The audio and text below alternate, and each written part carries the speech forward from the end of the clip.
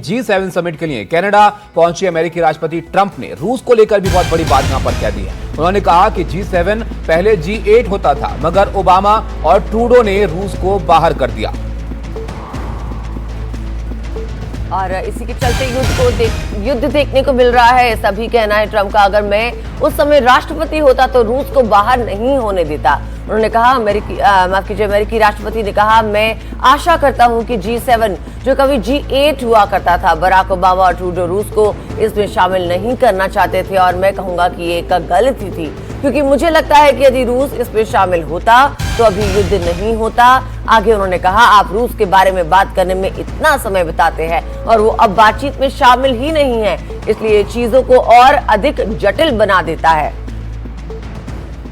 तो ये बड़ी बात यहां पर कह रहे हैं डोनाल्ड ट्रंप। अब कौन से युद्ध की तरफ इशारा कर रहे हैं, वो रूस यूक्रेन की तरफ या फिर जो ईरान इसराइल के बीच अब यहां पर चल रहा है, ये यहां पर देखना होगा। लेकिन उनको लगता है कि G7 में रूस को हिस्सा होना चाहिए था, तब ये हालात कुछ अलग यहां पर होते। दुनिया की कुछ सबसे बड़ी आर्थिक शक्तियों के नेता कनाडा में ग्रुप ऑफ 7 शिखर सम्मेलन में पहुंचे हैं और प्रधानमंत्री नरेंद्र मोदी भी G7 समिट में शामिल हो रहे हैं। और यहाँ पर G7 पर दुनिया भर की निगाहें हैं अदिति यहाँ पर, क्योंकि जैसे हालात यहाँ पर बने हुए हैं, जब ये बड़े नेता यहाँ पर मिलेंगे तब ये देखना होगा कि किन बातों को लेकर यहाँ पर चर्चा होती है। जी ताबिश, वैसे तो भारत औपचारिक रूप से G7 का सदस्य नहीं है, लेकिन एक बड़ी अर्थव्यवस्था के रूप में पूरी दुनिया भारत को देखती है और भारत का इसमें शामिल होना भी बेहद अहम माना जा रहा है। प्रधानमंत्री मोदी का 2015 के बाद कनाडा का ये पहला दौरा भी है और प्रधानमंत्री मोदी G7 समिट में कनाडा के प्रधानमंत्री मार्क कार्नी, यूक्रेन के राष्ट्रपति ज़ेलेंस्की और मेक्सिको की राष्ट्रपति क्लॉडिया शेनबाउम के साथ मुलाकात करने वाले हैं। और इसके अलावा अमेरिकी राष्ट्रपति ट्रंप,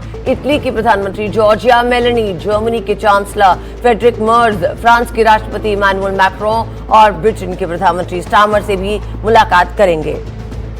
इन मुलाकातों में बायलैटरल मीटिंग्स में कई महत्वपूर्ण चर्चाएं हो सकती हैं। भारत G7 का सदस्य नहीं है, लेकिन कनाडा के प्रधानमंत्री मार्क कार्नी के न्योते पर भारत आउटरीच पार्टनर के तौर पर समिट में शिरकत कर रहा है। और G7 समिट में Canada, France, Germany, Italy, Japan, America, Britain और यूरोपियन यूनियन है।